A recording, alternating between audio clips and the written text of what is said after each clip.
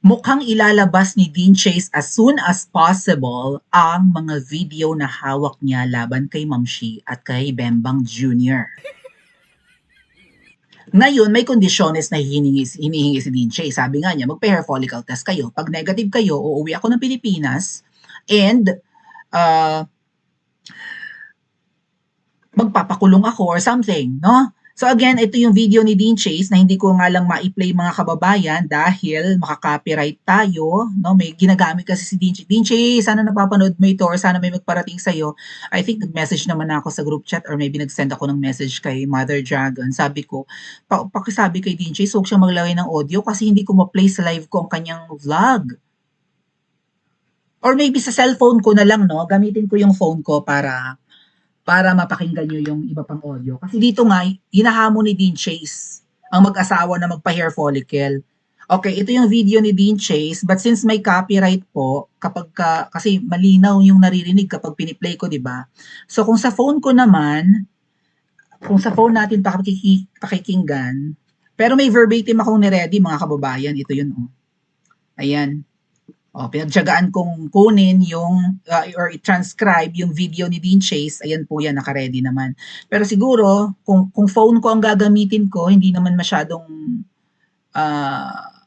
tawag doon, buong-buo yung soundtrack na ginamit ni Dean Chase. Gumagamit kasi siya ng parang background audio para intense yung, kasi maganda yun mga kababayan na merong parang may song, 'di ba? Habang nagsasalita siya para intense yung yung feeling nung pagsisiwalat niya. Ay nako, mahirap naman pag sa phone. Ang hirap no. Buisit na kinabuhi ini. Kasi hindi may forward. Ang kakapal talaga ng mukha nito mga hinayupak na itong mga putang inan to. O sige, dito na lang. Ano sinabi mo, Claire Castro? Dapat may maagarang aksyon. Patukoy sa bagong paratang. Naririnig ba? Diba? Pinasusunod niyo na kami. Diyan natupunta ang taxes nyo. Nagsasayang ang pera ng mga mamayang Pilipino. Magkano naman ang budget nyo? Binibigay sa amin dito sa Amerika. Milyon naman yan. Guys! Kakalita lang namin. Tapos meron pa sa namin kayo doon. Sa neighborhood namin. May paikot-ikot doon. Parang pangak. Nagtatanong kung saan kami lumipat. Di lang yan. Kinuha niyo ng laptop ko, di ba? Panggulo mga files. Akala niyo naman, tanga ako na hindi ko. Lahat may backup yan. Sa tingin niyo talagang panga ako. Nakuha niyo na rin ang cellphone ni Mr. T. Di ba? Yun talagang gusto niyo makuha yan, cellphone ni Mr. T. Kasi alam niyo, ay doon ang lahat ng photos ng mga opisyalis na naging customer niya, di ba? Parang mahina. Yun ang gusto niyo makuha. Parang mahina, no? Mahina. Comment nyo nga sa comment section mga kababayan. Where's your comments? Where are your comments? Parang mahina. Loud and clear ba? Kung di mabasahin na lang natin. Oh. Kasi naririnig, parang mahina yung audio, no? Anyway, basahin ko na lang yung yung part na kung saan hinahamon niya yung mag-asawa na nakatranscribe naman. Hindi kasi, kapag pinlay ko kasi dito yung video mismo ni Dean Chase sa ating live, nakaka-copyright ako. So, ayan, oh. Ang haba nito, ha? Diyan napupunta ang pera ng mga Pilipino, ang maraming mga Pilipino na nagugutom, meron na ngang mga Pilipino na mumulot na lang ng pagkain na tira-tira sa Jollibee.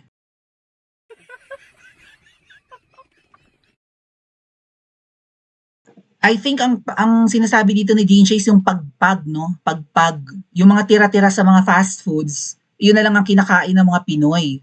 So, totoo naman yan sa hirap ng buhay, lalo sa Kamaynilaan. Diyos ko, pupunta ka ng Maynila, maghahanap ka ng kapalaran, pero pagdating mo doon, impyerno pa lang Maynila. Sobrang init.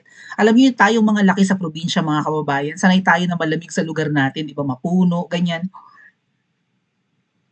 Excuse me, pagdating mo ng Maynila, Ginoo ko, kalbaryo. Anyway, Mga manok tira-tira para gawing pagkain tapos kayo diyan sa Malacanang nagpapakasasa kayo bilyon-bilyon, milyon-milyon sinasayang ninyo sa kapritsyohan niyo. Shoot ng ina niyong lahat, sabi niya. Oh, about the national leadership. Hinimay-himay ko kasi mga kababayan. Ang kakapal ng mukha ninyo, shoot ng ina kayo. Isa ka pa nyo, Boying Rimulya, anong sinasabi mo? Paimbestigahan mo mga tao nag-post na nagkasakit ka. Eh, di ba may sakit ka nga talaga? May sakit naman eh. Anong dinidire-dire mo, Boying? Totoo naman may sakit ka. Pero hindi nga raw siya kasi nakaratay, mga kababayan. Di ba may nyonser ka? O ano pa iimbestigahan mo? Nananakot lang kayo, tinatakot niyo ang mga tao na nagsasalita against sa corruption nyo. Hindi kayo mga leader. Hoy, mga pinangalanan talaga ng buo ate.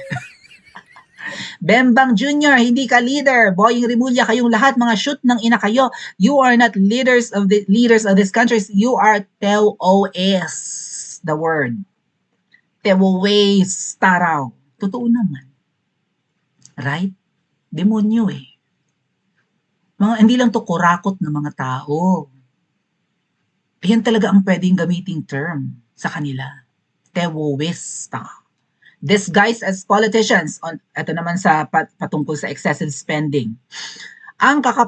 Divide kasi natin. Ang kakapal ng mukha nyo, hayop kayo, shoot ng ina kayong lahat, sinasayang nyo ang pera ng mga Pilipino, bilyon-bilyon. Sino ba magbabayad ng 2.3 million para lang tirahin sa jewetels? Sino pa? Si Bembang Jr. pwede na sa Guinness Book of Records. Pero malay naman natin, yung ibang lahi, willing to pay naman, mga mayayaman. No? Gusto mong tumikim ng artista? Gumastos ka. Gusto mong tumikim ng model? Gumastos ka. Right? Gusto mong tumikim ng mayaman? Gumastos ka. Pero sa Pilipinas, baka wala pa nakaka-break ng record. Hindi eh. Kasi di ba yung si Raffy Tulfo, allegedly nagbayad sa Viva Max model or artist. Ang tip pa nga lang daw, tip lang doon sa babae, 250,000 to 300,000. Tip lang yun, siguro sa bonggang-bongga niyang pag-ibabaw. How about the talent fee itself? Baka nga milyones rin. So, ang mga mayayaman, mukhang nagpapaligsahan sa sabi ko nga sa inyo, iba ang trip ng mga billionaires eh. Yung mga hindi na nila kayang ubusin ng pera nila, nagtamo, ang yayabang, yung mga nepo babies, right? Kumakain kunwari dyan sa BGC, ang binayaran 700,000 pesos. Pinapakita pa yung listahan, niyayabang pa. Yung mga anak ng mga congressman, sino pa? Di ba merong mga nabubuli nga ng mga nepo babies na even yung anak ni Tulfo, di ba milyones ang bayad sa alak sa US? So parang nagpapayabangan sila. Ikaw lang ba ang mayaman? Hoy, talo ko ang yaman mo. O kaya mong bumayad ng milyones sa alak. O kaya kong bumayad ng ganito for one night sa lalaki or sa babae. Ganun no? Pero mo, nagpalubot siya, tapos 2.3 million ang bayad. Mga kababayan, kay Mr. Tubig lang yung 2.3 million. Meron pang 900,000 for another guy. It ain't a sausage party if there's no multiple sausages. Right? Para ano ba yan? Para mali ang type. Kayo mag-asawa, ang kakapal ng mukha ninyo, nakakadiri kayo. Naawa ako sa mga Pilipino, sabi ni Dean Chase. Patungkol naman sa seguridad sa US, ito ang sinabi ni Dean Chase. Alam nyo, wala akong makukuha dito. Maganda ang buhay ko dito sa Amerika, maganda ang trabaho ko dito, pero naaawa ako sa mga, di ba? Kung tutusin, dapat wala na siyang pakialam. Anong pakialam ko dyan? Magdusa kayong lahat, pinagtatsagaan nyo yung leader nyong inutil. Hindi kayo kumikilos. Bahala kayo dyan. Okay na ako dito. Kaya lang mga kababayan, sabi ko nga sa inyo, yung mga Pilipinong nasa labas, in a way, naaawa sila sa Pilipinas. Kaya nga sila umalis. Kaya nga kami lumabas ng Pilipinas dahil delikado dyan at mahirap ang buhay. Okay? Hindi na sana kami mag-aalisan kung okay dyan. So, para hindi madagdagan yung lumalabas ng Pilipinas at kumbaga yung talent ng mga Pilipino, yung skills and all that, wisdom, knowledge, whatever, ay imbes na gamitin ng mga Pinoy para lalong makatulong sa pag-unlad ng mga bansang pinupuntahan namin, dapat yung galing ng mga Pilipino dyan gamitin sa Pilipinas para lalong mag-boom ang Pilipinas. At hindi nyo rin kasi alam, hello, shoutout sa mga nasa Pilipinas po, hindi nyo alam yung lungkot, yung hirap na lalayo. sa bansa natin. Yung mga first months ko, mga ate at kuya, ay halos maiyak ako, promise. Kwela-kwela lang ako, no? Ang strong ng personalidad ko, pero halos bumigay ako sa lungkot, mga ate at kuya. Yung first 2 months ko, nung umalis ako ng Pilipinas, kumusta po yung mga nanonood sa atin na OFWs? Gaano kahirap? May mga nakakausap din ako mga ate kung pinupuntahan ko sa kung saang country, no? Sinasabi nila ang hirap daw mag-adjust sa simula, nasanay na lang sila. Ang pag-a-abroad po patibayan yan ng loob, mga kababayan. Hindi yan biro. Right? Titiisin mo ang lungkot, ang hirap, ganyan, ang discrimination, pag-a-adjust sa bagong kultura, sa weather, lahat na. Iba. Alam niyo kapag tinatanong niyo ang mga foreigner, sino ang sabi sino daw ang pinaka bonggang lahi sa buong mundo? Ang sagot ng mga foreigners, Pilipino. Kasi nga iba yung ano natin, culture natin. Despite na napapahiya tayo ngayon dahil mga magnanakaw o nakaupo, mga kababayan,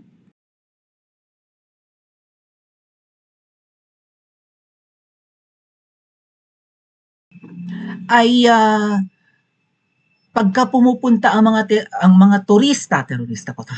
Pag pupunta ang mga turista sa Pilipinas, iba yung experience nila. Yung ano ba, yung bond natin as Filipinos na may pakialam tayo sa isa't isa.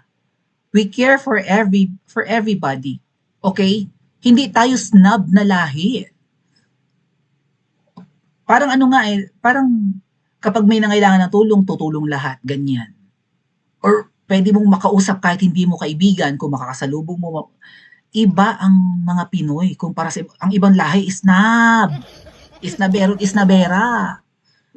Tayo pag nakakakita ng foreigner sa Pilipinas, tuwang-tuwa tayo, giliw na giliw, ngiti kaagad. Hindi ganyan ang ibang lahi, mga ate. Well, kahit papaano nakikipag-compete sa atin ang Thailand, no? Kasi ang mga Thai nga po ay mababait din. Pero ibang Pinoy. Kaya nalulungkot, ito, katulad ni Dean Chase, na kahit na okay na siya sa abroad, ay hindi maialis yung compassion niya para sa bansa natin. After all, may mga kamag-anak pa siya, no? I think yung nanay niya nasa Pilipinas. So, ganun na lang yung kanyang concern para sa bansa natin. So, bakit ganito? Dahil ba kapuluan tayo at hiwa-hiwalay tayo, so parang wala ng pakialamanan or hindi natin kaya dahil mahirap ang buhay at magkakalayo tayo. Kaya hindi tayo kumikilos laban. O nga, may paparating na one time big time. So, sumali po kayo sa one time big time rally na yan. At sana nga po, yan ay magtagal ng hindi lang isang araw, no? Yung motorcade at rally, sana 5 days, 10 days, even a month, or hanggang sa bumaba yung adiktador para tapos na problema natin. Hindi pwedeng rally lang tayo ng rally. Kung one time big time, hindi dapat yan na yun. Finale na yan. Tama ba? Okay. Mahaba yan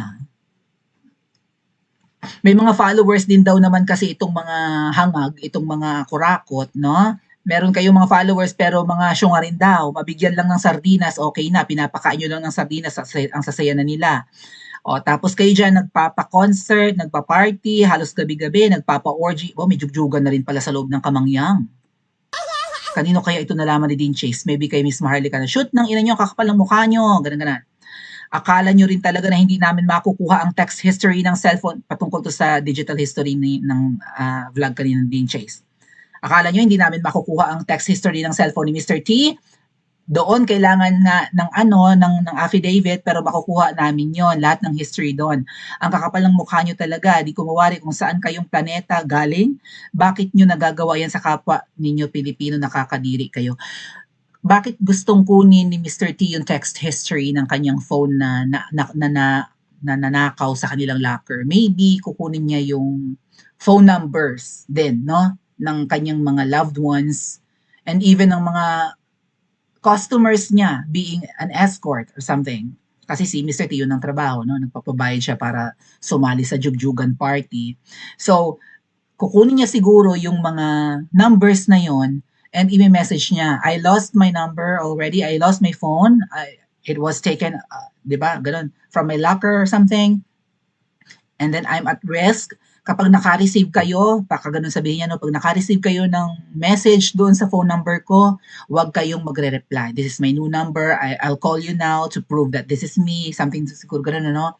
And also, kung halimbawa, yung mga screenshots or conversation doon ay mas screenshot ni na Ma'am Shi, yung mga text messages, right? Kung meron siyang copy ng text history na mahihingi niya siguro sa kanyang service provider na yan ng kanyang SIM card, ay pwede niyang i-refute or something. Hindi totoo na ganyan yung conversation namin noong aklang senador. Pwedeng ganun, no? May kopya ako ng conversation namin, hiningi ko sa provider ng aking SIM card. Ito ang totoong yung lumalabas na yan, halimbawa nga, i-publish, no? I-post halimbawa. I-post din ng kung sino man, baka may utusan si na Ma'am Shi, mga trolls halimbawa, conversation ni Mr. T at saka ni Senador na Akla, tama ba? O i-post, pwedeng sabihin i-check siguro ni Mr. T doon sa kanyang kopya, no, ng kanyang text history. Walang ganyan akong sinabi, walang ganyang sinabi yung senador. Hindi totoo yung amount na napag-usapan. Ito, meron akong kopya ng aming conversation na yan. Pwede, no? Pwedeng ganon.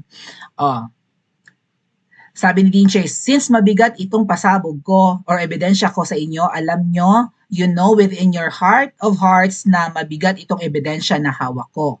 Sabi niya kina Ma'am Shi. Sana. Let's make a deal. Ito na. Tingin ko dito hindi masusunod si na Ma'am Shi. Mag-deal tayo. Magpa-hair follicle test kayong dalawa. Liza Ma'am Shi at Bembang Jr. Yan ba tinutukoy niya? Isali nyo na lahat ng pamilya nyo. So anak, kamag-anak. Well, at least yung anak nilang tatlo, no? Magpa-hair follicle test kayong lahat. Deal ha, magpapa-hair follicle test kayong lahat. Pag negative kayo, susuko ako. So kung hindi kayo positive sa droga, susurrender daw siya. So ang tanong ko kasi yung mga kababayan, tatanggapin ba ni Ma'am Shi Calls at saka ni Bembang ang hamon ni Dean Chase? Oo, malabo pa sa pusit, sa sabaw ng pusit. Pag negative kayo, susuko ako, susuko ko si Mr. T. Kasi kung mahihirapan, sina Bembang Jr. at saka si Ma'am Shi na halughugin ang anemika para maipakulong or magawa ng masama si Mr. T at si Dean Chase, ito yung pwede nilang magawa. O, willing daw sumurrender, di tara magpa-drug test na tayo. Ganun ba? Kahit ipapatay nyo pa ako, parang okay lang kay Dean Chase na ipagurgur siya. Kahit ipatsugi nyo ako, go ahead, magpa-drug test kayo. Kung negative kayo. Right? Ibibigay ko lahat ng files na meron ako, Beverly Hills files, ito yung mga police report and whatnot, no? Ang Bembangan video ninyo at audio, ibibigay ko lahat, tapos susuko ako. Pero pag nag-positive kayo, hayaan ninyo mga Pilipino ang humusga sa inyo, maghihintay ako. Dapat ang sinabi mo dito, Dean Chase, pag positive kayo, bumaba na kayo, mga punyeta kayo. Salot kayo sa Pilipinas, pasakit kayo sa mga Pilipino. Maghihintay daw si Dean Chase sa desisyon ng mag-asawa. Ang tanong, susunod sa kondisyones ni Dean Chase, pero ang sinabi nga niya dito mga kababayan ay ilalabas niya ASAP teka, hanapin ko.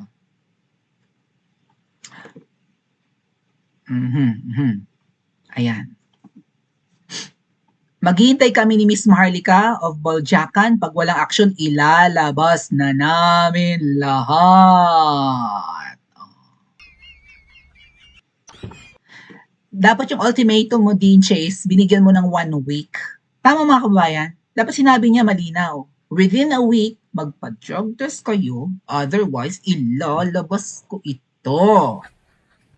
I-follow nyo daw si Dean Chase mga kababayan sa Instagram. I-follow nyo rin siya sa TikTok. Not sure kung dyan niya i-upload yung mga videos and audio files. Pero I highly recommend na sa X niya i-upload kasi hindi mahigpit ang X. Sabi rin ni Miss Maharlika, labanan natin ang mga kawatang vangag.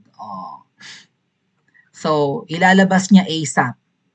Pag walang action daw ang mag-asawa. Ang gusto ni Dean Chase, magpa-drug. magpa-hair follicle test ang mag-asawa. Isama pa rin daw ang mga anak. DJs, dapat malinaw yung ano mo yung hamon mo. I want you both to undergo a hair follicle test within a week, including your children. Otherwise, if you didn't comply or something, kapag hindi kayo sumunod sa gusto ko, I will release the video. That's it. Kung ganun yung pressure, kasi palagay ko dito mga kababayan, hindi magi-give in si na Ma'am Shi. Or kung magpa-hair follicle, may kukuntsabahin ito na ospital na magbibigay sa kanila ng negative result. Ganon. And kapag nalaman ng mga Pilipino, halimbawa nga na nagpa-hair follicle ito at nalaman na positibo sa anong gagawin natin? Papayag kayo na ang namumuno sa Pilipinas ay lulong, hindi lang sa ipinagbabawal na polvoron, kundi lulong din sa banana, lulong din sa sausage, at gumagastos ng milyon-milyon. I have a feeling, sa tingin niyo mga kababayan, saan galing yung ipinambayad kay Mr. T? Saan ang gagaling ang pinagpapasasaan ng mag-asawa? Oy nga pala, nabalitaan ko, pupunta dito sa UAE ang mag-asawa. Meron silang hindi aatinan na lakad. Okay, importanteng parang meeting with the leaders of the world. Hindi sila aatin, pero pupunta sila sa UAE dahil nga may car racing dito sooner. Uunahin pa talaga yung hilig nila sa panonood ng karera. And again, mga kababayan, alam nyo naman, tax haven. Alam nyo naman, ang Dubai or Middle East, magandang, lalo na ang Dubai, magandang magtago ng nakaw na yaman dito. Or maybe magtago na kapag nagkabistuhan na. So ano kaya ang pipiliin ng mag-asawa kung sakaling sila ay aalis ng Pilipinas or tatakas ng Pilipinas? Kasi ang nararamdaman ko mga kababayan, pag nilabas ni Dean Chase yung video, ano kayang steps nila? At naghurumentado ang Pilipinas, tatakas ang mga yan. So, saan sila pupunta? Sa Hawaii, sa Dubai, or sa Singapore? Pa-comment niyo po sa comment section at panoorin ang susunod na video.